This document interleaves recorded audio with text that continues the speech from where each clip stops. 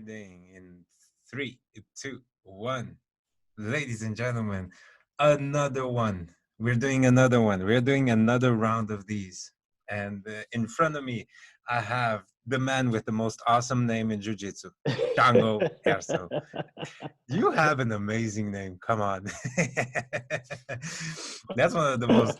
That's amazing. And it's really funny yeah, because it is actually my real name. A lot of people think that it's like a apellido, né? Yeah, But like no, it's it's my real name. It's the name of I my parents. know that makes it even better. How dare you? How It's dare my you have such a passport. Yeah, name? for How sure. dare you have such a cool name?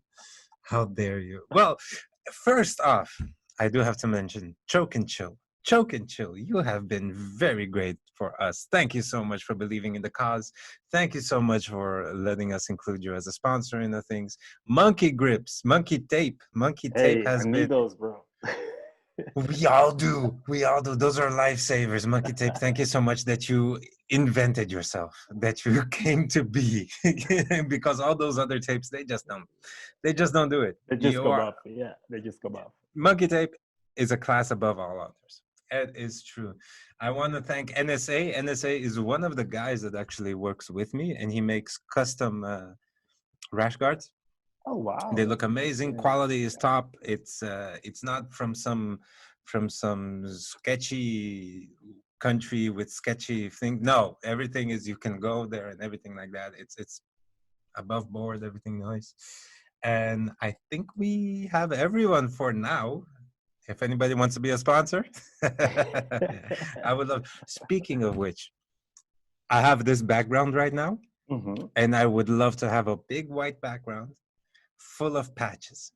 So I Yeah, that'd be need cool. I need one of your patches, So man. you basically so I have to sponsor you already, right? And I give want you a that. patch. Yes, Yeah, yes. I we'll am going to support you. We'll get you a patch. shamelessly, I'm going to ask for a We're nice, just begging on nice your show. patch. No problem. I'll get you a patch. No problem at all. I'll get you two even. I'll get you the United Fighters one and the NS Brotherhood one. Yeah, because we're affiliated with NS Brotherhood. So Ah, I'll get you two. I would Don't worry. love that. I would love. Okay, okay. Let's go. How did you get to why NS Brotherhood? And why the name Unity that you start? Because Unity is your gym here in the No, no, no, Netherlands, in no. Amsterdam. The name of our team is United Fighters. Like it's United different. Fighters. Sorry, Yeah. United Fighters is. I was thinking of Paulo Miao Unity. that's Yeah, that's where I got actually, we really like that name as well, Unity. But hey, it was taken already. So United Fighters is an amazing name. How did you get to the name, man? How did it? it wasn't just me because I started the team with Jasmine, who's been on this show, with Yuri Yeah. and with Niels. So we all Oh, started the awesome. team together, and when we were like brainstorming about the name and the reason why we started the team, it was like, yeah, what's important to us, and one of the things was really that whole feeling of family, inclusiveness, people with different backgrounds, different mindset, but all doing, coming together, uniting around the certain things. And we also wanted to um, have another aspect in that name that would reflect like the competitive spirit that we all had, even though we're all very different. But the reason that we became good friends back in the days was because were always going together to competitions.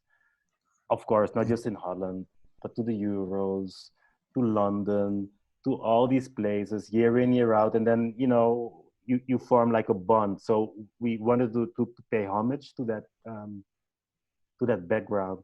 So so we're praising like, yeah, okay, United what? Yeah, United competitors, no, because then it's gonna be like only competing. No, United Fighters, yeah, let's do that. So that was it.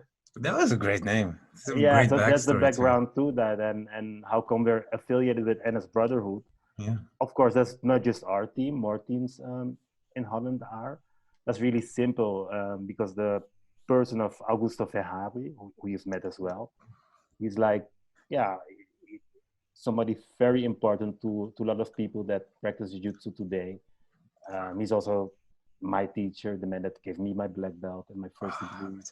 Augusto is Um, an amazing guy. Wherever you yeah, are, he's Augusto, really if an you ever amazing listen to guy. this, you are awesome.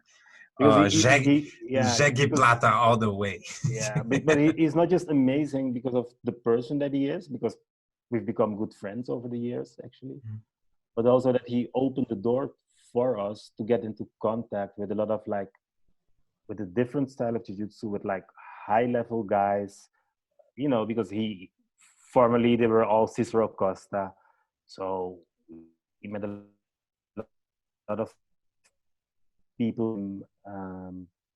1 year he sent one of his friends over who's a brown belt by the name of Mauricio Cristo, who also became a friend, who stayed with us, trained with us, Oh, that's you know, and amazing, he was really instrumental to us, like helping elevate our level, you know. So that's really how I look at Augusto. Also, he's just as a person, he's like a class act, and how he teaches, how he interacts. I also, yeah, I learned a lot from that. Yeah. in the back in the day, he came over to Malaysia. Mm-hmm. Long time ago, he I went over know, there. Man, I I had a know. good time with him. I had a good time learning from. That was the first. That was one of the first Brazilian black belts that showed up in there to teach us. It was It awesome. was the first that I ever rode with in my life. And 1 year we went to the Europeans, and we met him there because he was also fighting. And I believe that we were blue belts and he was already black belt, of course. And he did the open and then his weight. And, you know, he coached us, he chilled with us, etc., etc. And then we accompanied him through that whole process, him taking on all these black belts, and how, you know, how humble he was, but also how good, and how, you know, it made a big impression. We were just standing there because he came by himself, and we were like students, of course. We didn't know anything about jiu-jitsu. And, you know, after each fight, you know, he'd come to us like, hey guys, what did you think? Did you like it? Did you have some water? And yeah, it's just, yeah, inspiring person.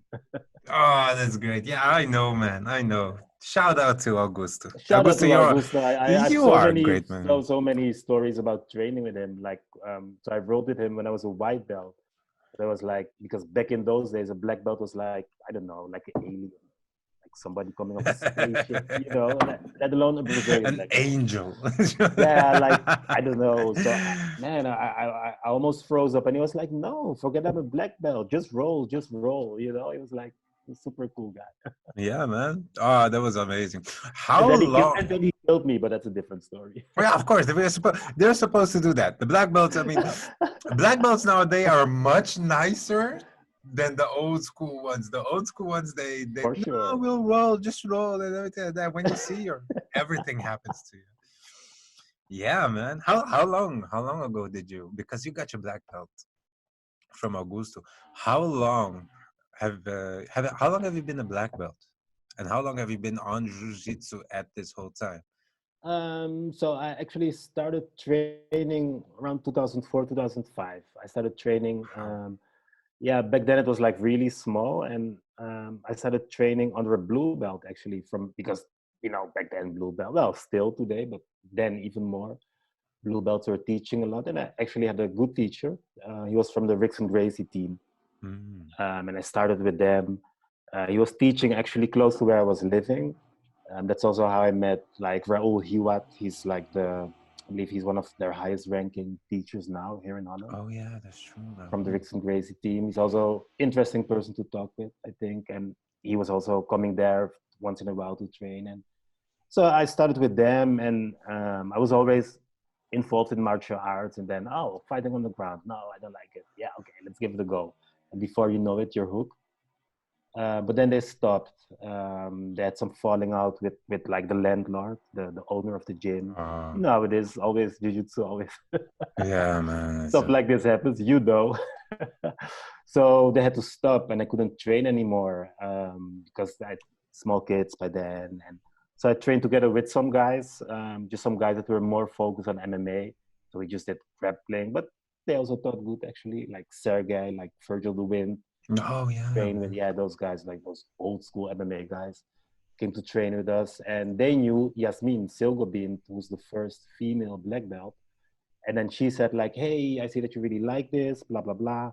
Why don't you come over to Team Agua? And I think that was like 2007 or something, 2008. Then I started training at Team Agua, where of course Hank also trained. A lot of the people that you see now that have their own teams They all started over in there. this Yeah. region, like Amsterdam and surroundings, they all started there. That's where I know those guys from. And we started training there, and they already had this connection with Augusto because he already was like, yeah, he stayed in Holland for a few years. He was teaching there. So that's basically the history. So I trained with Team Agua, Upland team that was around that. And that's also when I left that team and started my own team together with, well, it's not, I say my team, but it's not my team as such. It's like our team, me and other people that we started it with, but also all the students. You know, it's our team. It's not a one-man show at all. The contrary, it's like it's united. You know, it's together. Yeah. You cannot train jiu-jitsu by yourself, you know. You need people to train jiu-jitsu. We see this now. We see this right now that it is impossible. You need your partner. You need somebody there, man. Yeah, it's possible. And then I started with my friends. We started that team. Because we felt it was like really important to train in a certain way. Yeah, a little bit maybe a little bit more intense, a little bit more pushing it, competition focused, but not so much competition for the sake of competition, but like competition as a tool to, like, you know, expand your whole, you know, to keep pushing your own boundaries, to get out of your comfort zone, and competition can help with that. But I mean, not only competition, of course, good training, a certain environment can also help you with that. And we felt that it was time to start building that environment ourselves. So we started in 2015. I was a brown belt that year. We started in November. In January, so Augusto gave us our blessing and support. He said, yeah, it's no problem. Start for yourself, and I'll still be involved, you know, with graduations, because I was not a black belt, I was a brown belt. And that year, so beginning of 2016, I fought the Euros, which I won. I was super happy. And when Augusto came back, he promoted me to black belt. Yes, I remember, my brother. I saw it. I wasn't. Where was I? I was in Brazil, I think, at that time. Because actually that year, a lot of the Malaysia guys were also there. Like Teddy Boy was there, Thierry was there. I believe Helen. No, that was the year before, I think. A lot of you guys fought there as well. So yeah, we didn't do so good. Helen always did. Helen was awesome. Really Helen was very, and still is. And that is one of the persons that I want to do. I've seen her fight many, many times. She's very good. Yeah, man, she's amazing. Never gave up. Always kept kept going in this path, and it's yeah, man. That is an amazing story. So that's the story in short. And I mean, it's really funny. And maybe Hank said the same thing. But when we started our own team, so like, it's hard to start your own team. Because when we started, like, for the first year, we had, like, I don't know, 3 or 4 students that are still with us, by the way. Yeah, we had 3 or 4 students. And if maybe one person couldn't come or 2, then it was like, man, there's always going to be almost no one on the mat. Still, the memories of those days are really, really super cool. Yeah. Man, I don't. Yeah, it's hard in the beginning. It's really, really in the hard. Beginning, and that's why I'm saying that it's definitely not like my team, and that it's never a one-man show. Because in the beginning, me and the other founders, we all had to, like, chip in to make the rent, because, you know, the students that wasn't paying the rent at all. So, and I mean, of course, I'm the oldest, so my life is already in a phase that, you know, was doable. But the other guys, when I say guys, I mean guys and girls, by the way, like Jasmine and Niels and Yuri, they were younger. So for them, it was maybe even like more of a sacrifice to have to do that, because we were definitely not making money. We're not even like breaking even. We had to, like, at the end of every month, sit together and say, like, hey man, we're still these 100 still euros paying for it. Oh, we got to chip in. Oh man, but that does. Yeah. I mean, okay, you didn't. We all want the money, but it does. It's a good thing that you guys kept together and stayed together, because that forms bonds. Come on, they're For going sure, through for hard sure, times together. for sure. That doesn't form simple friendship bond. That forms a brotherhood, a unity, as you said, a united essence in everything like that. I think going through hard times together is what really shapes us in Yeah, friendship. and I really think that, especially in jiu-jitsu, because there's so many hard times. So this is an example. But I mean, we didn't experience it as a hard time, but looking back at it, I was like, wow, man. But And look where we came from.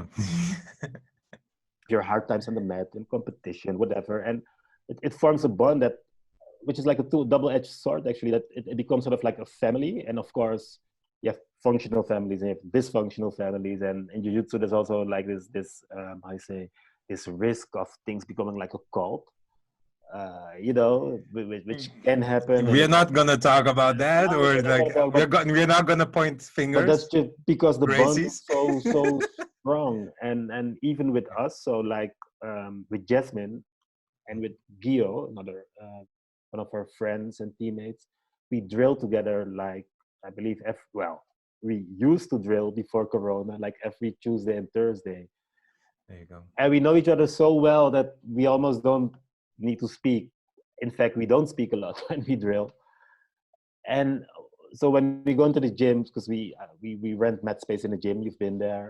One of Yeah. the ladies behind the bar, she once asked me like, "Hey, so are all you guys family? Are you all related?" Which we are not at all, but we don't even look alike. But that's the bond that even people see like them. They must be related the way they're interacting. And that's what Man, jiu-jitsu gives you, though. Yeah, there's it's something not a about friend. fighting each other and training with each other that forms a bond that Yeah, does because something to maybe you, man. maybe that's why it's like family. Because I actually grew up as an only child, but I've like cousins that I'm close to. Mhm. You can fight, or maybe have brothers or sisters. I don't know. And sometimes, yeah, you'll fight with them, but they're still your brother. Yeah, With that's my true. own kids, they have these discussions, and 5 minutes later, like, hey, let's go into town. Oh yeah, let's go. Because you learn to like set to not get stuck on the differences, and because you joke each other all the time, you can not get angry at all with No, each other. 'Cause, yeah, you joke me, I joke you. Yeah, okay, it's part of the game. yeah, okay, let's get a drink. Oh man, That's what jiu-jitsu teaches you. you have some good guys fighting with you too. I remember going over there and I had a hard time. It was I got back and I started training with you guys. I said, "This is good.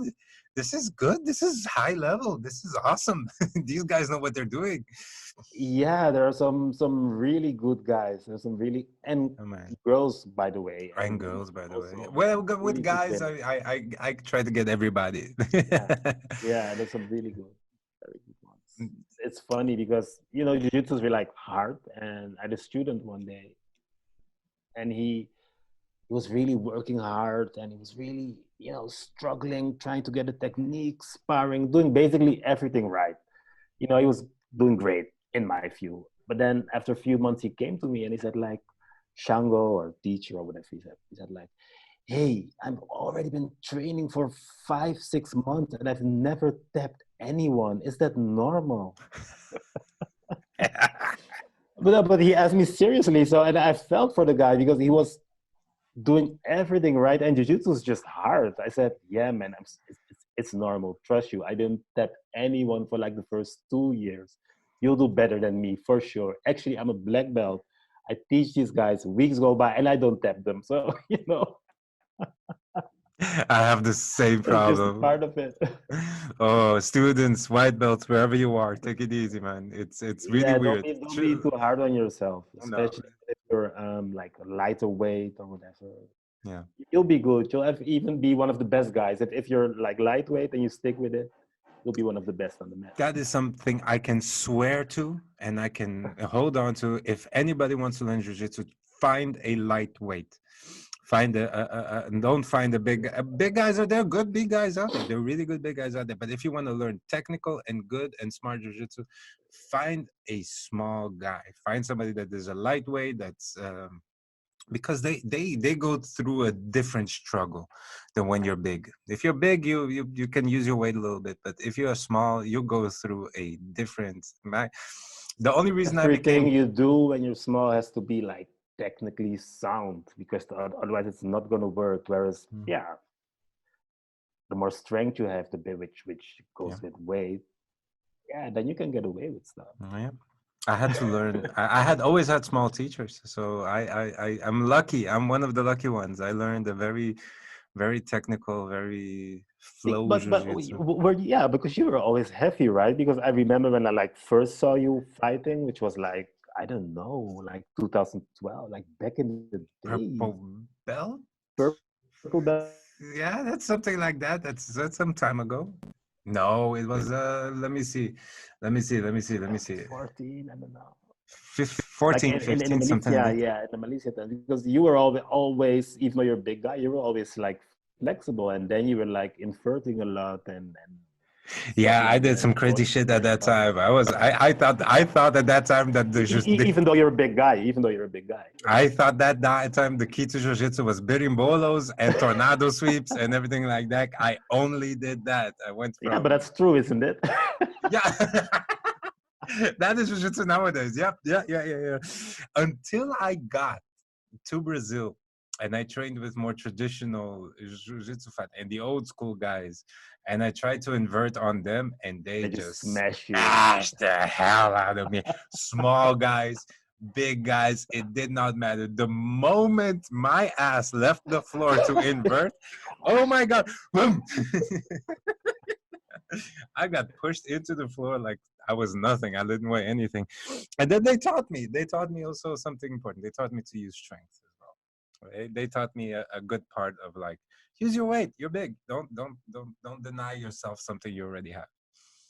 Yeah, Yeah. that's a good one. Yeah, sometimes I joke about it because like I also really like to invert. I really like to do all that sort of stuff. But at the same time, I intend on doing jiu-jitsu till the day that I die. So I'm like, yeah, I'm doing this stuff now, but I better start working my half guard because when I'm like 82 and I have to roll with people, man, I'm just gonna go into my half guard. I'm just gonna sit there being smashed for 6 minutes, and when the guy just makes one little mistake, I'm gonna get on There you top. go. I'm just gonna put There pressure, you go. choke as hard as I can, and be like, There man, you the go. old guys. I'm already working on my You're butterfly. you're ahead because you're already a good half guard player, so you're ahead, and I still have to work I on mine. the moment I tore my You're still meniscus, young. I said I'm not inverting anymore. That's done. I'm not doing it anymore. It's I'm going from half guard to butterfly, and that is it. If you want me to see me inverting, you're gonna have to do some crazy stuff too. I'm Then I gonna might. try. I'm gonna try. Oh man! Oh, good times. Good stuff. Good stuff. You went to Brazil too, huh? Yeah, but so that's really funny though because I went to Brazil. I actually lived there. I studied there. Ah, Yeah. But this was like way back when I like university days. I studied there for almost 2 years. Yeah. really? Where? Two places. So in Rio Grande do Sul, like Porto Wow. Alegre, and Yeah. in Minas Gerais, also Both of Porto them have Alegre. amazing food. Yeah, actually, Minas, they oof. really have amazing food, Those two incredible places. food. Both like the south is like for the beef, of course. Yeah, Oh, and if you're into wine, by the way, yeah. for the beef, like the churrasco in the south. The So South churrasco is like the is Brazilian another level. barbecue. Yeah, churrasco is. Oh come on! If you're No, listening because to this podcast and guys, you don't know because what churrasco is. because normally when you go and have churrasco, like in Brazil, but also here or everywhere. It's like a rodízio, they Yeah, come with, but like when I went to the South back then, you could just say like, hey, I only want, yeah, whatever cut you want.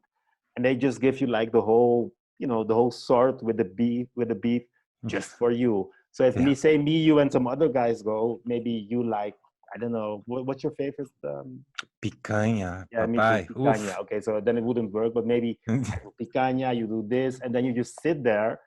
You have a beer, and they bring you like the salad. So it was different because I only had it in the south that you can just say, I just want picanha, and they just, oh, okay, poop.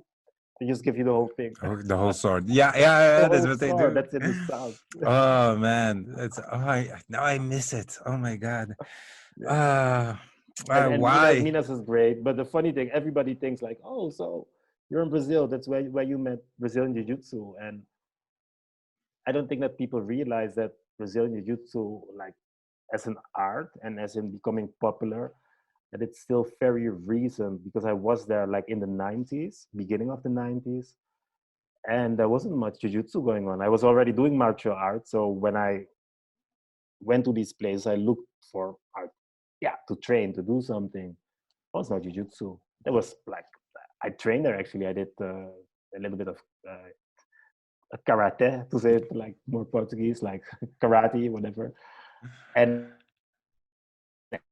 actually, village, but there was actually like a Brazilian champion living there. So, you know, it was super good, but there was no jiu-jitsu to be found, I think, like beginning of the 90s in Minas. Of course, there were places, but it's like, you really would have to look for it.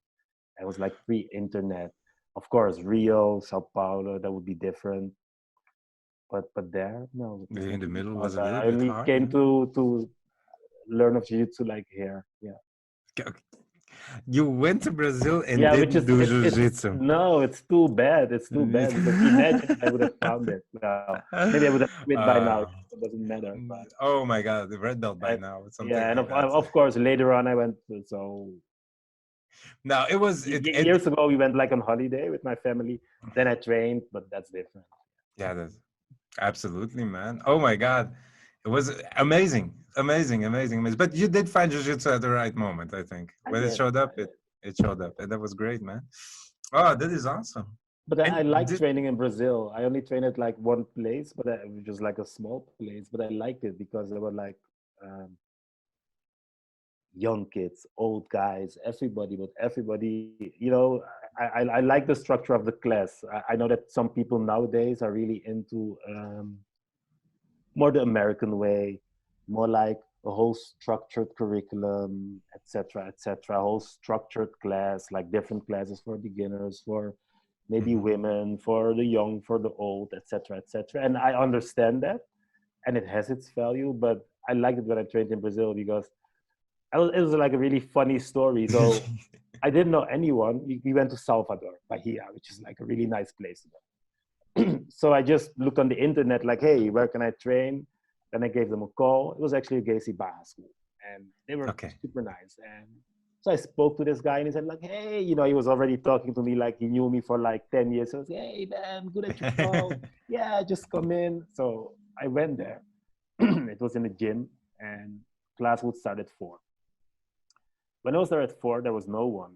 And the girl behind the counter, she said like, so I said like, hey, you know, I come for the jiu-jitsu training. And she looked at me like I was like this dim-witted child. She said, for jiu-jitsu? She said, but no, those guys are always late. They're never here before 5, you know, the training would start. So that slowly people started coming in. But once everybody was there, the training was like short warm-up. Professor showed like one technique, and then we just rolled. Yeah. Yeah. Everybody, young, old, everybody rolled super hard. It Yeah. was like this place in Salvador, close to the beach. You feel the breeze. Everybody was just rolling, rolling. That was it. Yeah. Yeah. Afterwards, just have a chat, just talk, have fun. You know, Yeah. I Yeah, really man. like that style of training.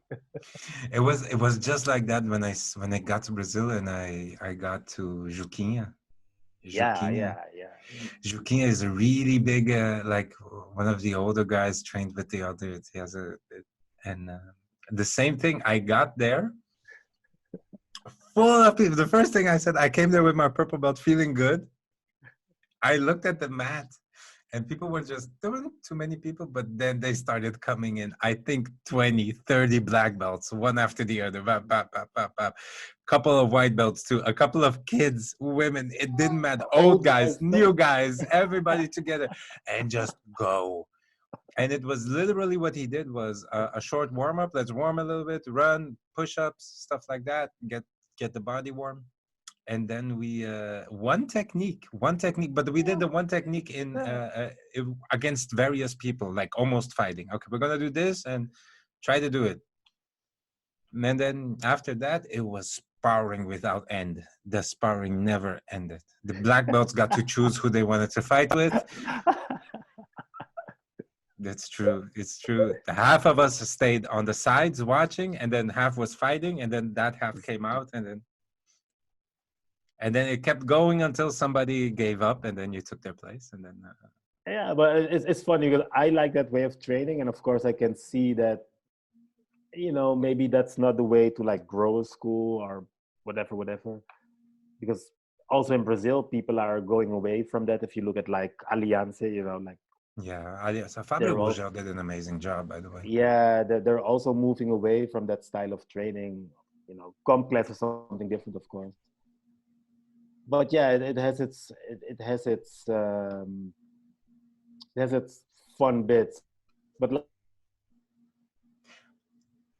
even Gusto, my teacher, we talked about this a lot because when you have a team, you think about, hey, how should I structure classes? Let me learn from people that already do this. And he said too that like he used to do it like that, but like now, for example, white belts, um, he doesn't let them spar up until they've reached a certain level. And I think that what we forget is that in Holland, as teachers, we're sort of like lucky and sort of have an easy job. Well, I do, because a lot of the people that come into my gym or team, whatever, they already have some sort of background. They actually look for jujutsu, and then they come, or maybe they already did jujutsu, or they look for a certain team. So they already have a background. Maybe they did some kickboxing, maybe they did some karate, maybe they did some judo, whatever.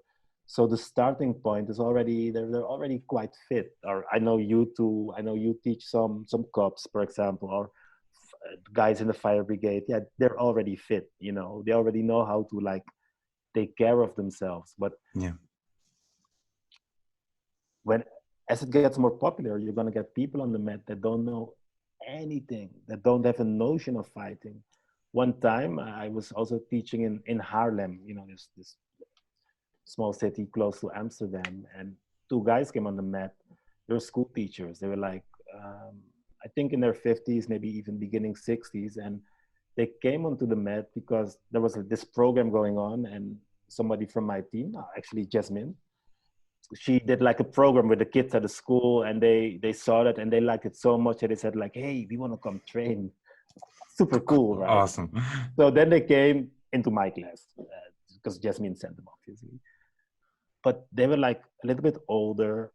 They didn't know anything. They had no, so for you and me it's strange, but they had no notion of fighting. So me, I come from a, so I come from a background where I had a good life, I had an easy life. My parents worked hard to provide, etc., etc. Never, I was a good kid.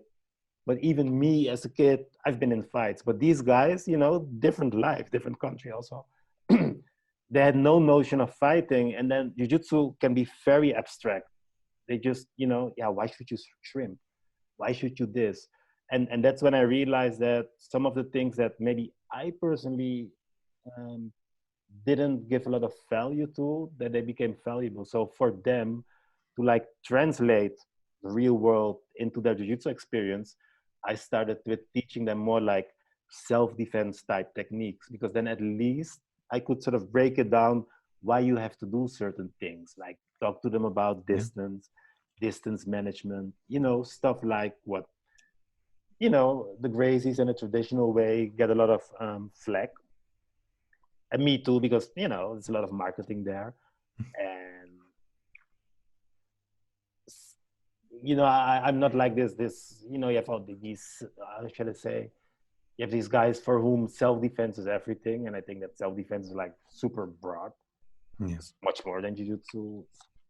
It has a lot to do with stuff that have nothing to do with fighting. But anyway, just to make it sort of understandable for them, I had to like go back to like, hey, so just imagine that somebody wants to grab your wrist. Okay, now we're gonna make the circle movement to get rid of it, stuff like that, like super basic and super simple and self-defense focused. Because yeah, those guys didn't come to compete. They didn't come to like roll with you or tap you, whatever. They had no clue. They just, so Yeah. just saying like, hey, even your own maybe prejudices or whatever dogmas, when it gets bigger and when you have to teach more people, you're gonna see like, hey, okay, no, I shouldn't let these, maybe it's also common sense, I shouldn't let these guys, because of course, I'm 48, but I'm already a black belt. But if you're like 56 and you're a white belt, that's different, you I know. shouldn't throw them to the I shouldn't wolves, throw just them to the not. wolves. And that's also what Augusto told me. He said, like, it was very funny. He said, no, I can't let them spar. They won't survive, you know? Yeah, they will hate it. No, that's true. They'll hate it and they'll leave. So, whereas in the beginning, me too, I was one of the persons like, no, you have to spar since day one because, you know, that's jiu-jitsu. You have to overcome the hard. I'm still like in the middle on this, by the way. You Yeah. have to overcome the hard times. And it's, you know, I say pressure makes diamonds, stuff like that. Yeah, that's true. At the same time, yeah, as your school's going to grow, or maybe not even your school's going to grow, but if you come into contact with more people, different people, like, hey, maybe I should I, I, more. So we tried it also at our team. We did like a white belt half hour before the normal training.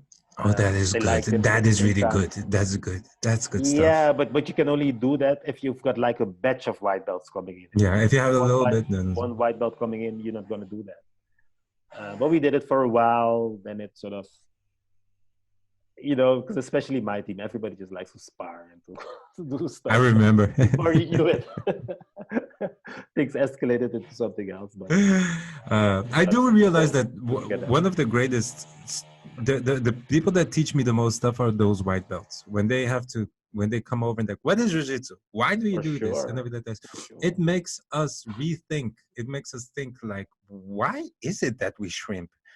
Because in Brazil, the only thing they taught us, shrimp. Why? Because I said so. Yeah, but I mean, that's the traditional way of teaching in all martial arts. It's like, hey, you know, no questions until you're like a certain level that I can talk to you. At brown belt, you can have a start making questions. conversation. Yes. Yeah, purple. Purple So and now stuff you just like do as I say because you don't know anything. Oh man, that is so true. That is so true. And that is one of the things that I now they teach me a lot. These white belts teach me a lot because they go and ask me questions that for me are so natural. So sometimes we do a move and we naturally do that move, and then we get to that and we're like, why did you do that? Or how did you do that? I said, you know what? I don't know. I have no idea. I have to admit to them. I said, I don't know how I did that. I have no idea. It just happens. And then I have to break it down in my head, and it makes me a better fighter. It makes me a better teacher. It makes me a better fighter because I understand why I'm doing it and for what reason. That is amazing. White belts. I mean, if anybody there is already at a nice, let's say, a high purple belt, brown belt, or black belt, teach because it will teach you a lot more than you think. That's really true. That's really super true. Yeah. Well, still learn every day from every day, man. This is an amazing sport. So, Julio, a question for you. So, I get questions. Yeah, of course, because we're just talking about, you know, teams, jiu-jitsu, whatever. Yeah. So, do you do a lot of takedowns with your students? I started. Because I noticed that you have some schools that do, some schools that don't at all, whatever. Yeah. I used to be a natural guard puller.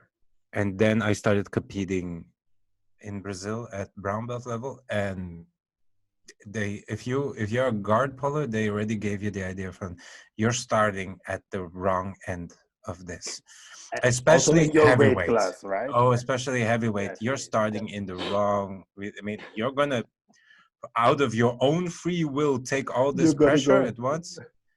Wow. So no, I started doing judo. I started getting judo, and I focused my mind, and I told my teacher, I got a personal friend. There was a black belt in judo and wanted to learn jiu-jitsu, so I got him, and I said, I just want to learn one thing. I want to do one thing only. I'm going to do uchimata until I am the best uchimata guy around. I don't want to learn. This is actually my favorite throw as well. Uchimata. Really? Yeah, there you go, my brother. I think if you're a guard puller, maybe this is the only one that you can actually do. Sort of. So I told him, teach me just this. And then from there, we build everything around it.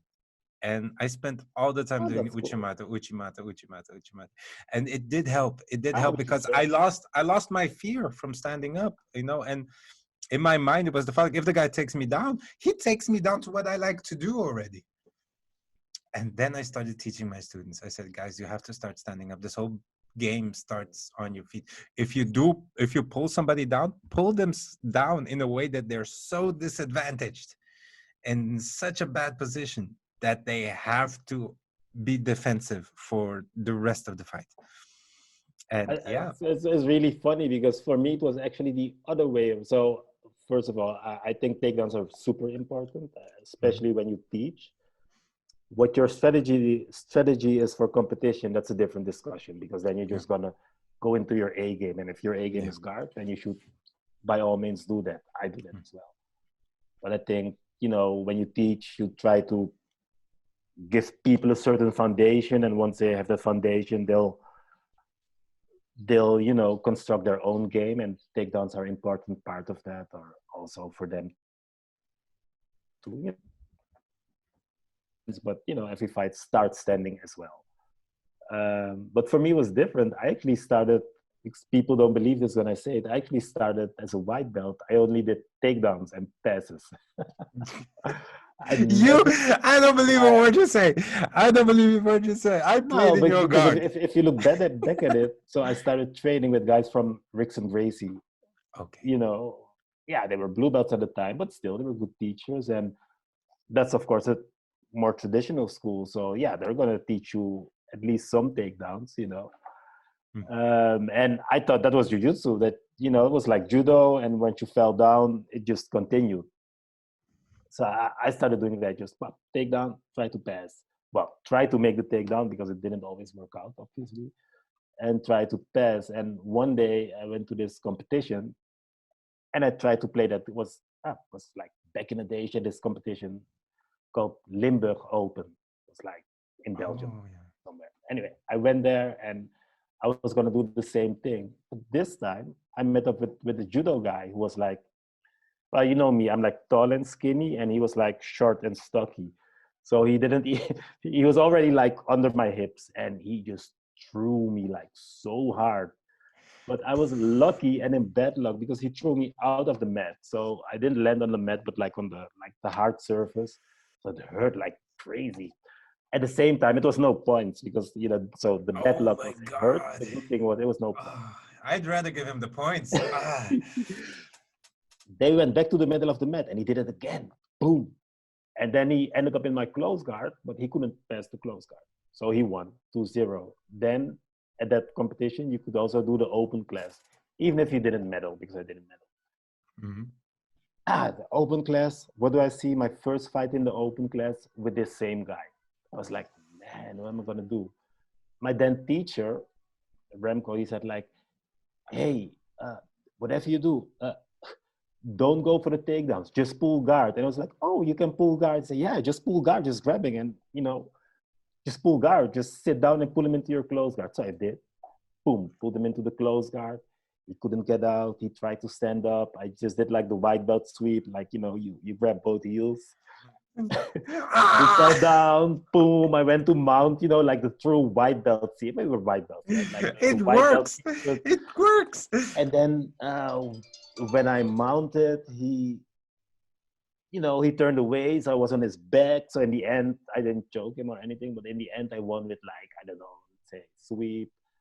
So with like 10-0, yeah. And I was like, wow, this shit works. This stuff Yeah. works. And then I had another fight with a guy that was not so strong, like physically. That was like, hey, you know what? I'm gonna do it again.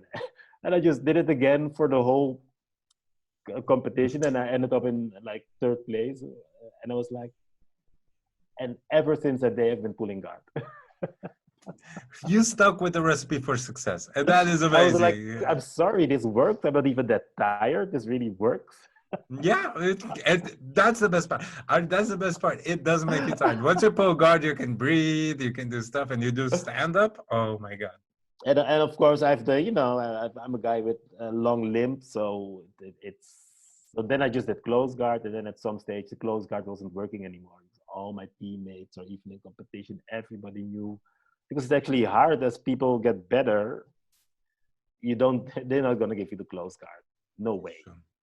And then I talked to my teacher and said, man, I'm stuck in the close guard. And then they break it open, don't know what to do. And I had a private with them. And then that private, he showed me like spider guard. It was like 1 hour private, super good. What to do? Spider guard from the knees. When the guy stand up, or when he stands up, he walks away. That was the private. I was like, oh, spider guard. Okay. There you go. There you go. Oh man. So it's all super simple, but no, but when I teach, I think it's really because I actually and there's also one thing in Nogi, I don't like to pull guard. In Nogi, I mean I do pull if it's like IBJF rule set, but in general I don't like to pull guard in Nogi. Because I'd rather be on top. I'd rather be on top. So yeah, I think takedowns are important to teach, and it's also fun. It's also fun. That is the most part of it. I mean, the best part of it is fun. I went to a Naga competition. There's Sambo Don't get me World. wrong. I'm not super good at them, not at all. But it's No, but it's fun. It's fun to be stand up and trying that stuff. I was in a Naga competition against a Sambo fighter, and he was a world champion Sambo fighter. I said, I have to do stand up. I have to try this. Cool. I have to know what he does.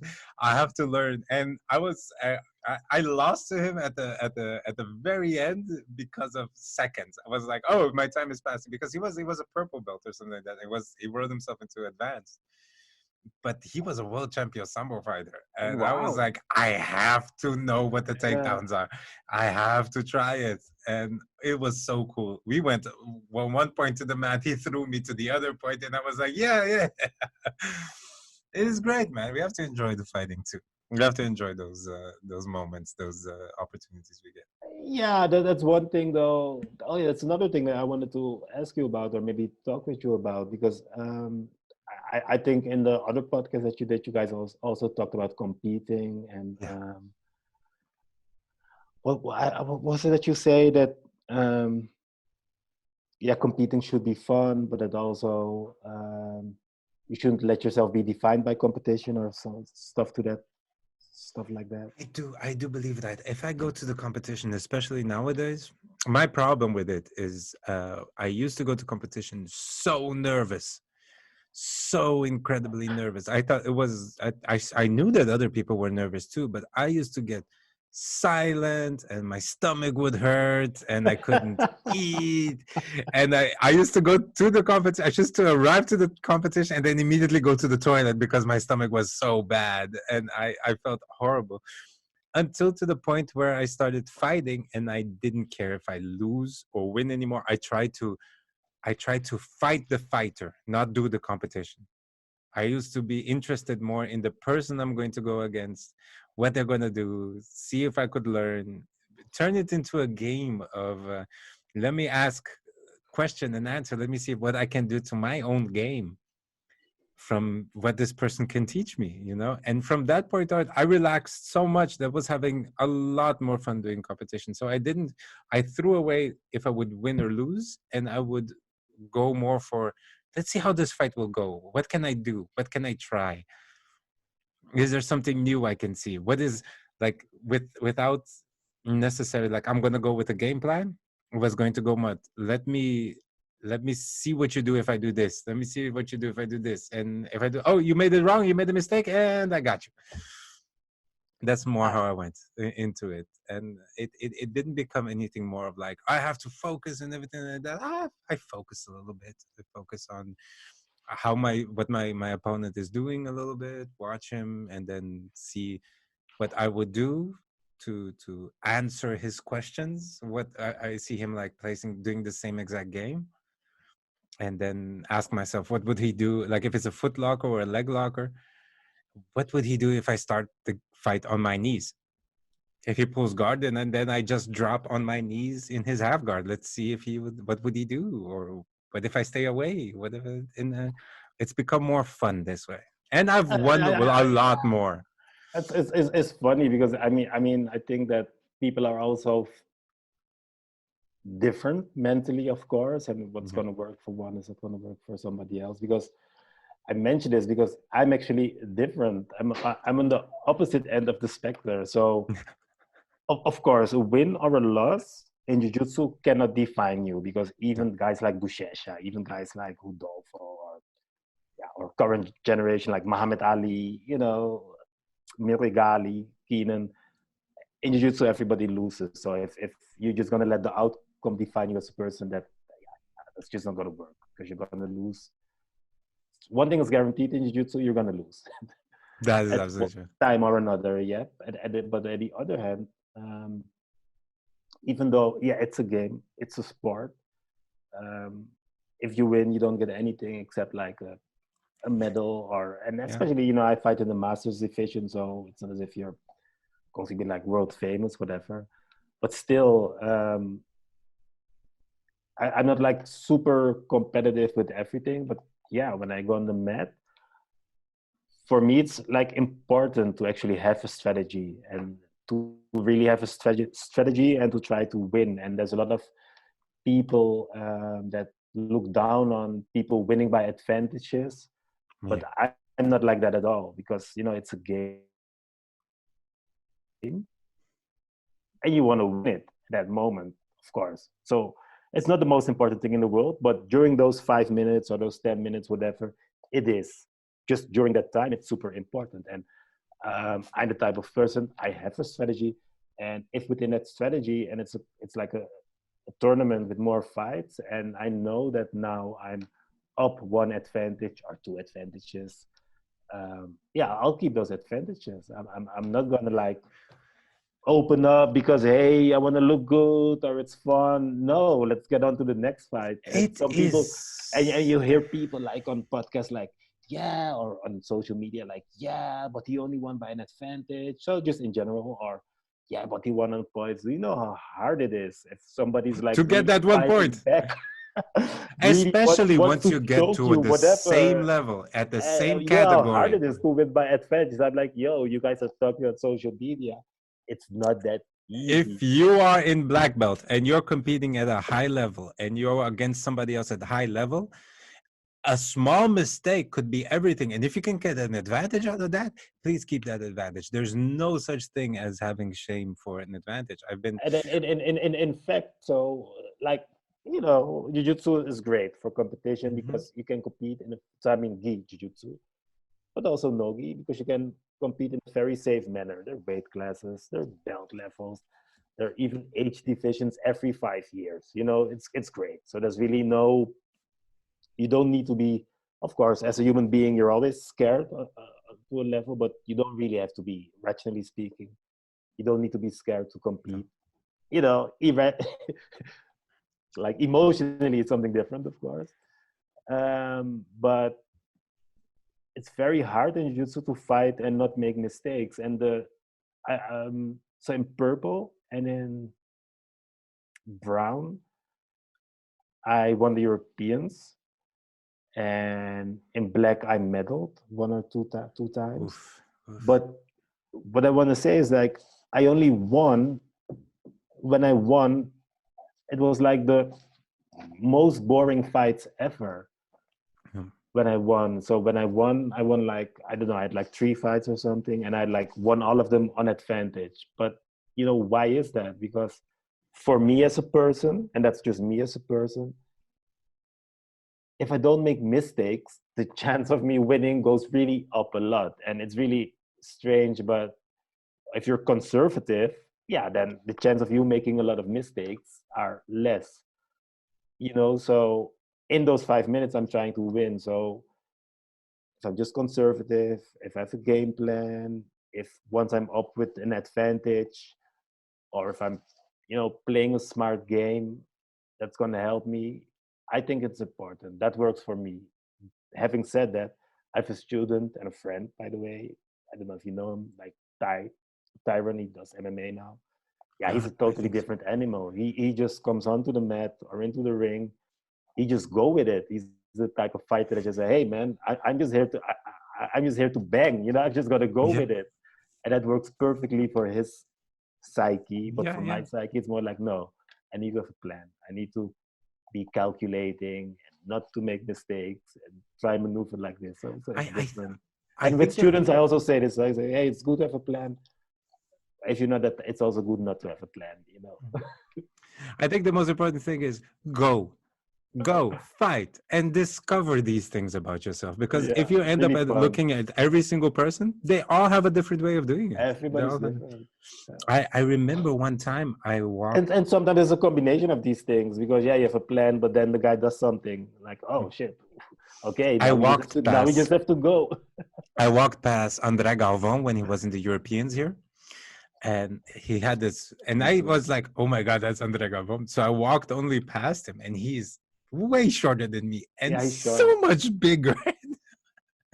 It was the Europeans one where he broke somebody's rib with a stack pass. I was like, oh my god, I can't This was believe. 2015, right? Yes, that I was in I was 2015. there too. This Oh, was you were there too, 2015. where he Okay. like squeezed the guy over, and I walked past him, and he It was in was the the same. year that he won a weight and absolute. Exactly, Yeah, and exactly. Gabi won it for the females. Yeah, I was there. I watched that whole thing. I watched all his fights, and the whole time he was just moving, getting his things out, and I passed him, and he had the earphones on, and I could hear him blasting gospel music. The gospel music going off in his ears. It was like hallelujah. He was in the zone. Yeah. He was in his, but everybody has their own thing. I wouldn't be able. I put music on, but I much rather walk around, talk a little bit, as if it was another day in training. It's something in my mind works better that way. If I fight happy, I fight very good. If I fight stressed or something like that, it's useless. I freeze up. Yeah, it's hard, right? Psychology is super It's hard.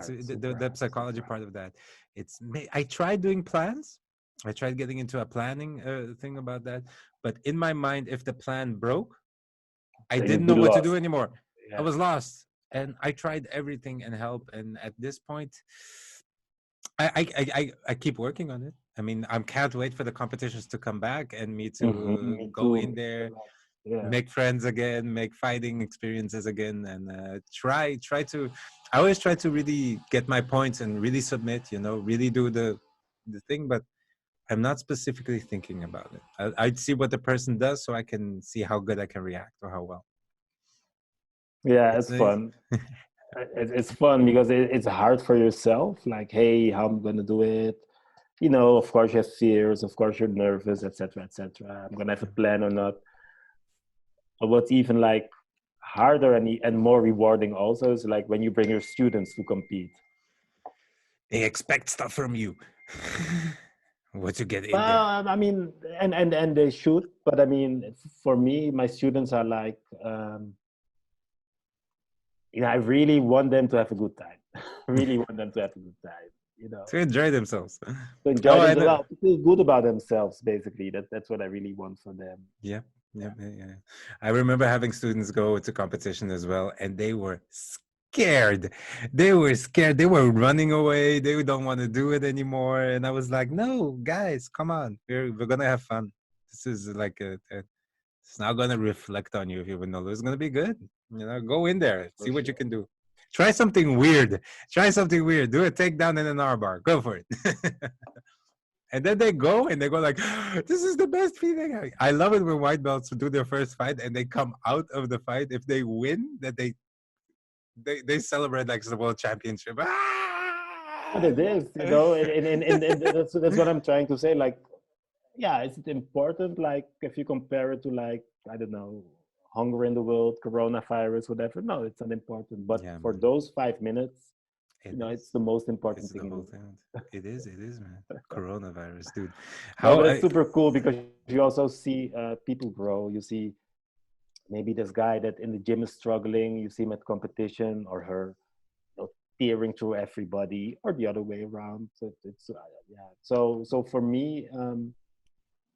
I don't think competition is the most important thing in the world. I don't think it's the only way to like improve yourself at all. At the same time, it can really be a valuable tool, and it can really help you to get to know yourself better, see what you're capable of. And I think it's super cool to be a part of that process, both as a competitor.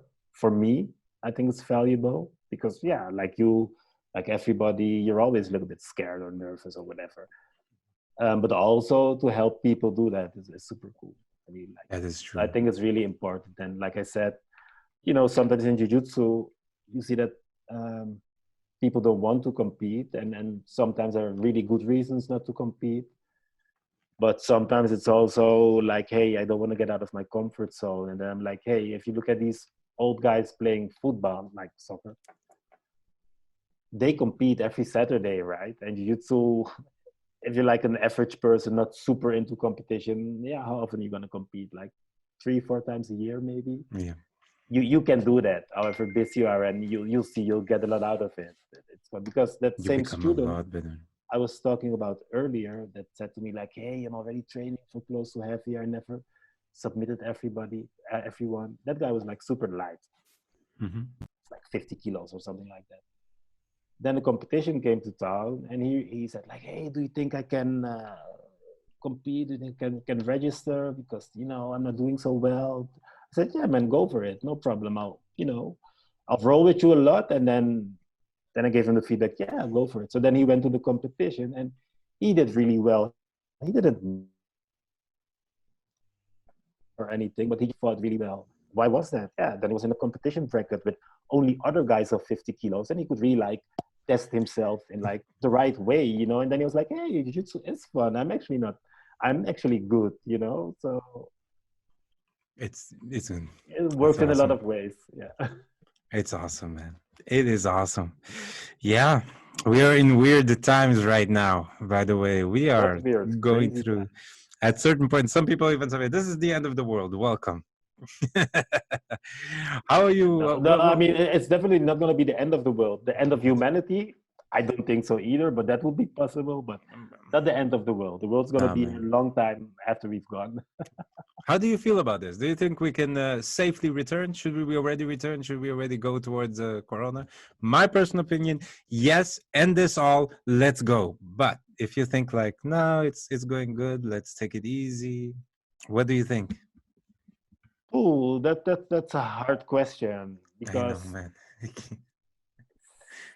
for me personally, I'm like an irresponsible person in many ways. I'm like the guy that, so imagine you and me would be on the mat right now, then you'd be like, hey, Shango, let's roll. Then be like, yeah, man, let's roll. No warming up, nothing. I would just roll with you.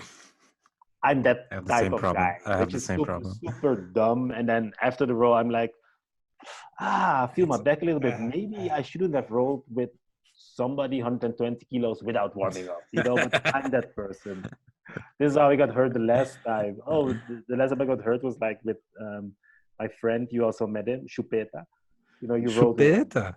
Yeah, the black belt Wow. that when we came to your training. Remember? Wow. Oh, Pedro Elias. Pedro, sí, Chupeta. Oh my God. I still want that guy to come back because I owe him Yeah, something. he'll come back. He'll come back. So I I owe him was a with sweep. him, and it was like cold, and we were somewhere, and the class was gonna start in an hour. And he's super nice, chill guy. So I said like, "Hey, professor, let's train." I said, "Yeah, let's train." But he's super good. He's a lot heavier. So we trained for 1 hour straight, hard. And after that, I went, maybe I should have warmed up before Definitely. going to train with this kid. So I'm that type of guy. So if you now tell me like, so Shango, there's Corona, but hey, I've got 10 guys. Let's train. I'd be like, yeah, let's train. Yeah. Because I'm that type of person. My health is good. I usually never get ill. Yeah, maybe I'll get it. I'll get over it. That's how I would be. How I would look at it. At the same time, I'm one of the leaders of a team. One of them. I'm a teacher, so I have to be. I'm also responsible for other people, and that's different. So the things that I would do for myself, maybe I would not do for other people because if I injure myself like I did that day, yeah, that's just me being stupid, no problem. But I wouldn't want to injure you, especially not if you trust me, and by the way, you pay me to be your teacher and to like take Yeah. responsible decisions. So that's a difficult part about this for me. So I would. Do I think it's safe to return? Yeah, I think it's safe to return. There's actually, if you really look at the statistics, I like to really look at the facts, then you're going to see that there's not so much corona going on. You Mhm. see what the mitigating factors are. You see who is like a high risk. So I wouldn't teach high risk people. I would like, talk to everybody like, hey, if you're a caregiver, blah, blah, blah. Don't Maybe come. you're the guy that takes care of your grandparents. Hey, take care. I would buy one of those things so I can check your temperature, stuff like that. Put some precautions in place, but yeah, I think we can train. Same time, I would have a good conversation with everybody and would say, hey, do you feel okay about this? Realize you're responsible for your health. These are the precautions that I can take. Don't have the group too big. No guests coming from other regions or other places coming into the gym, stuff like that. But yeah, so I think that with some precautions, I think it's safe to train for sure. Man, yeah. I mean, I wise words, man. Wise words. I have nothing to add But to that. then, That's the way it's. now you call me up and say like, hey man, let's roll. And these guys are also like, hey, I'll be man, there. tell me, man. But true. We at the end of the day, we're also But you have examples. students, so you have to, you have to take more into account. Yeah. Plus, I have an old mother at home, which I have to really lovingly take care of, and with all the love in the world. So I do watch out where I go and what I do. But at this point, I think the biggest scare of the situation is gone. And as you said, there is nothing I could add more. You said it perfectly, my brother. And yeah, and yeah, that's about it. I think we because need more. I mean, there's less Corona now than in February, and we were training then, and we're still here. We went to London to the what's called Abu Dhabi Grand Slam in March when Corona was just like exploding, and we were like, all the people that went there, we were like, for the weigh-ins, we were like few hundred people compressed into this small corridor. Everybody with just having cut weight, and or I didn't get it, or I got it and it's already passed, or something. Whatever, yeah, man. So I'm actually not that worried and scared. At the same time, just like I said, you're also responsible for others. Yeah. That's true. In that spirit of being responsible for others, my brother, there's also this whole thing going on right now with the protests that truly the whole story, it broke my heart. It broke my heart. And I've met with my fair share of the problem at hand, the racism at hand. I've met with it. But how can we bring this back to Jiu-Jitsu? Because something that I do realize is that there is a lot of unity within the Jiu-Jitsu community. And if there wasn't any, not what I remember, within the groups and the communities I was brought in, there wasn't any racism, thank God. People were very, very cool and loving with each other. But if I look outside and I see that you're active in it, and you I wanted to ask you, man, how do we bring this back? Well, what do we do?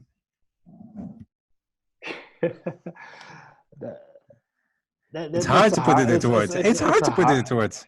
It's a hard question. It's a good question. So we were talking about this before, and I think that with the recent incidents, a lot of people felt like, hey, it's not enough to just make like a post on Instagram about this, saying that you think it's terrible that happened. So like the clicktivism is not enough. You really need to go out and be an activist. And so a lot of people did. How do I see this going forward? I think it's like a big step, because also here in Holland, I think it's good that people are actually aware of this and that we're starting to have that conversation. So one of the posts that I made was actually a photo of me at one of these protests, and somebody actually reacted, a former jiu-jitsu student of mine, a nice guy, guy that I actually really like. He was from a small village. Well, he is from a small village. He still lives there, and he would come and train with me. And he's the type of guy, he's a really cool guy that, in his daily life, so he's like, he's white actually, and he's actually from that village. And in his daily life, he doesn't get confronted with these issues at all. And he reacted to my post, and he said, you can see this on Facebook. And he said like, hey, I really wonder what's going on because I know you, so he knows me, and I know you're this really positive person with a smile, etc. And now I see these photos where, also with the mask, of course, you're gonna look different it anyway. it But looks anyway, cool. It looks yeah, cool. Your photo now, is cool. he saw these photos and he was trying to like reconcile those images, and he was trying to. He was like, hey. At the same time, he said, I respect you a lot, so I want to learn more about this because I don't look at it this way. I don't think it's like how you guys are making it out. But me being there like triggered in him, and I thought it was super cool that he responded, and that was super cool that he actually asked that question. He said like, we should drink a cup of coffee and talk about these things, and so that was one of the things that made me also look in the mirror, because I was like, hey, that's one of the things though, because you said too that you experienced your fair share. I did as well, from small things that are super annoying, but maybe didn't change my life, to bigger things. But at the same time, I rarely have spoken about these things with other people. And so I think that's really one of the key, because nowadays with social media, everybody's in their bubble. Yeah, you and me, we don't need to talk about this because yeah, we both maybe understand this or on the same page, whatever, but we don't talk about this with people who see it completely differently or who have different experiences. So that really opened up with me like, hey, as a person, I should not only become more active, but also more outspoken. And I mean, not outspoken in a way of just speaking, because I think listening is like maybe even more important than having a true dialogue. But I should also open myself up more for that true dialogue, because yeah, I understand that this guy comes from a village up in the North Holland, and maybe some guy from, I don't know, Oost Groningen, like the northeastern part of this country. He's like, yeah, but why are these guys so concerned about Zwarte Piet? It's just a cool holiday. I get it that he thinks like that, and as he never talks to me, and that's also my fault, as I never talked to him about this. That when I was a little kid, I hated this because they were always saying to me like, "Oh, they're your brothers," or the Zwarte Piets that came in. They would also always like pull Mhm. me to them, put them on their lap, stuff like that. When I was like a little child, or the other kids would call me Zwarte Piet the whole year round. And I was so happy when my mom said like, oh, it's just a stupid holiday. It's actually racist. We're not going to celebrate this anymore. I was super happy. I said, oh, it's actually not true. I'm not Zwarte Piet, whatever. Yeah, it, But I've actually never spoken with people about this. So is this the worst thing in the world? No, of course not. But that whole way of thinking is the same way of thinking that in the end makes that a young kid growing up now uh, maybe will not get that job, or you want to buy that house and you actually have the money, but the broker, the guy that sells the house, actually like uh, they rather sell to somebody that does not look like you, and those things. So like the whole Zwarte Piet, or people calling you names, yeah, that's maybe not life changing at all, but that whole system of thinking, it's a small seed. that it's part I- of that structure, and that's important. So going forward, I think it's just I- a lot about awareness and dialogue, and I think that that's everybody true, man. can play a part in that, beginning It's with a me, because maybe I didn't do that enough. And like you, I also say like, hey, um, I did not experience it in the jiu-jitsu world at all, which is super cool. At the same time, I did hear from other people like in the US, because yeah, jiu-jitsu is jiu-jitsu, but it's part of a place, yeah, that in the US, that it's different. But also, if you look at the origins of jiu-jitsu, and especially the Gracies, there was prejudice there, and some of yes. it wasn't like just around color, but also about social class, because Yeah. jiu-jitsu was a martial, it was like an art for the upper classes, right? The fight for the upper class was also super expensive. It's still expensive in a lot of places. Here it's not, by the way. Mhm. Um,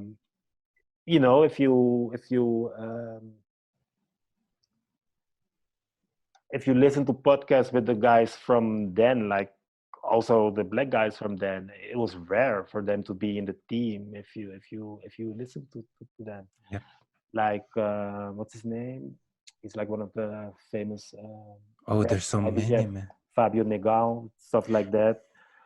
He actually didn't even like being called Negal, by the way, but they gave him that name anyway because he was Yeah. the only black one. So for the listeners, Negal was like, nigga, like he was like the only black guy in the Whatever. team, Yeah, so that's the name true. stuck anyway. And I mean, this day he has a school in Chicago. It's a super respected guy. Blah blah blah blah. But yeah, that's the origins. Like Helio Gracie, I believe had one black student, and the poor people, it was not just about color, also about money. The poor people, yeah, they couldn't afford the gi, so they did luta livre, or they came from a lineage not crazy, like GF team and stuff like that. They come from The the guys Pada, from the lineage, favela guys. Tere and all from the those guys. suburbs or the Jacaré. favela, and the other, so the non-Gracie lineages were more into teaching like the regular people. So Yeah, that's also a truth. that's Maybe it's true. not a That's very true. convenient truth, but it's also It is. It is. It is. It is. true. Yeah. It's good to Just see like that. that, I think that if you go to the academy of, like, say, in the US, you have all these. So the US is like different because there in California, you pay like for $300 a month to go Yes. with the Mendes So brothers, which much. I understand because they're the Mendes brothers. I get that. At the same time, I know. it's good that some other guys also do. So of course you need to make your money, and I think that they're doing great. They're best fighters of all times. I think that they're super good teachers as well. But it's also good that, and I think they did this as well, by the way, that they also have like what they in Brazil call like social project. Teach Yeah. some people for free, basically. Yeah. Yeah. Yeah. Because it's such a beautiful thing that we're doing. Of course, we need to live from this. We need to eat, etc. But it's good if you can spread it, because imagine that wouldn't be the case if you look at guys like yeah, you talked about Terere, but also like Leandro Lo. Guys like them would not be world famous if it wasn't for projects like that, because they Yeah. all started because somebody said like, hey, you can train for free, here's a gi, whatever. Here, take this. Yeah, that's true. And that's also for us, but maybe even for me. More stuff like that. Yeah, man. I think we need more love. I think we need Yeah, to hear it's each other hard. out. It's hard, and yeah, we need to try and connect better and open ourselves up more, but also to people with a different opinion, because that's a problem nowadays, just with how algorithms work. Yeah. You only get into contact with content that like confirms your bias, and That is so true. yeah, because That is so true. yeah, because that's how algorithms are. I actually make an effort now, and that effort isn't making me happy at all. So I don't read the Telegraaf. The Telegraaf is like this. Yeah.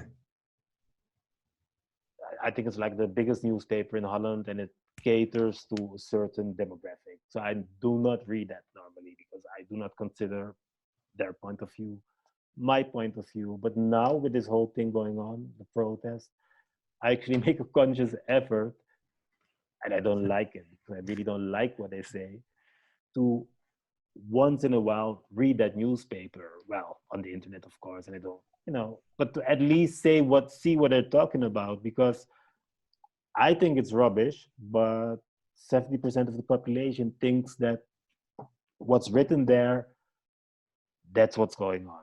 That's those people's perspective. That's where they reason from. So maybe Me Too should get off his high horse and have a look and read it and see like, hey, so that's why this person does not understand me, or that's why this person takes this stance, yeah. Oh, God. That is exactly it. But yeah, it's hard. Step in But another yeah, person's shoes. Step into the other person's shoes. yeah, it's hard because I read things there and I'm like, man, it's crazy. Hey, whoa, wait a minute, they're talking about me here. Yeah. They're talking about Goodness. people like my kids here. But Yep. has to be done. We have to get into a better dialogue. And I think that especially here in Holland, we're very good at sweeping things under the rug and just pretending that it's all okay, it's all good. Yeah, I know that is.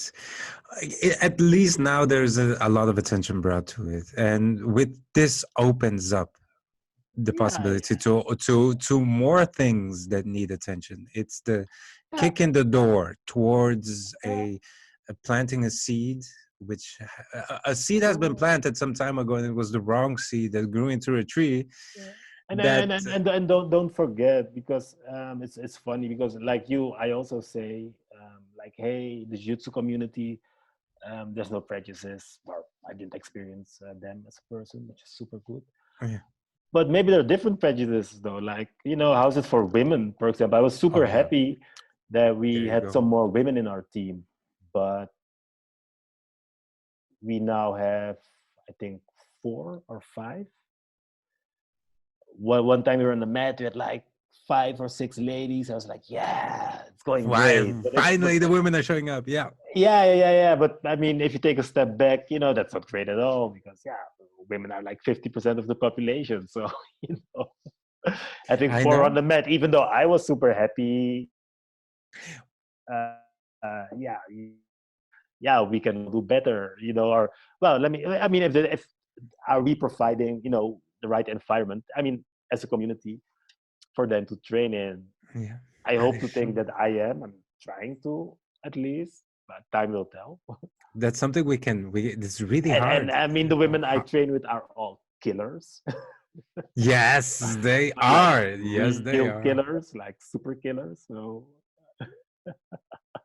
That is true. I'm How super would happy they, with that.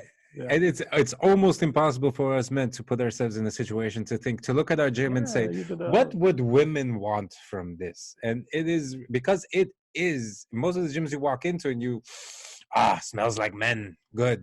This is the place I have to be. It smells like blood, sweat, and tears. I see. And yeah, what are the little details that make it a little bit more stuff? We have to live more in each other's shoes. We have to live more in each other's lives. And to talk about women in the gym, that's an easy conversation, because I think that most people see that it's important, or that it should be inclusive in that sense. But how about the thing that maybe, especially in the fighting community, is more taboo? How about like, hey, so what about if this gay person comes in the gym? Now, then I think that most people would be like, hey, as long as I don't know, it's okay. But There you go. There you is go. is that leading by example? Is that Yeah. fair? Will the person have to hide who he is the whole time? Exactly, because I think that in most gyms, so in the U.S. Army, they had this policy: don't ask, don't tell. So like, hey, as long as I don't know, it's cool. So Yeah. I think that in most gyms, it's like that. Like, hey, as long as I don't know, it's cool. However, is that fair? Somebody once gave And then me the that one is example. harder, because the other one, yeah, we should have more women. Yeah, no, we shouldn't be racist. Yeah, of course not. Of course not. But if you now say like, hey, so how about gay guys in the team? How? Oh, hold on. Oh, They'll sleep together in a room, or even in a bed. Hey, no. there you go. There you go. It's You want getting to harder. maybe be faced with your own prejudices. Yeah. Instead Still of though, looking with love and seeing that communication that person needs as to a be had. person, right? As a Yeah, human. Oh, that is some weird stuff. There's another one. I have so many questions, but we've been going on for yeah. so long. I don't know Really? what What to time is do. it? Oh man, yeah. Oh, this was a good one. My brother, I think we're gonna have a part two very Yeah, soon. we should. We We should. should. This was really good, and I hope I to hope we can God, have that one on the mat though, and then yeah. yes.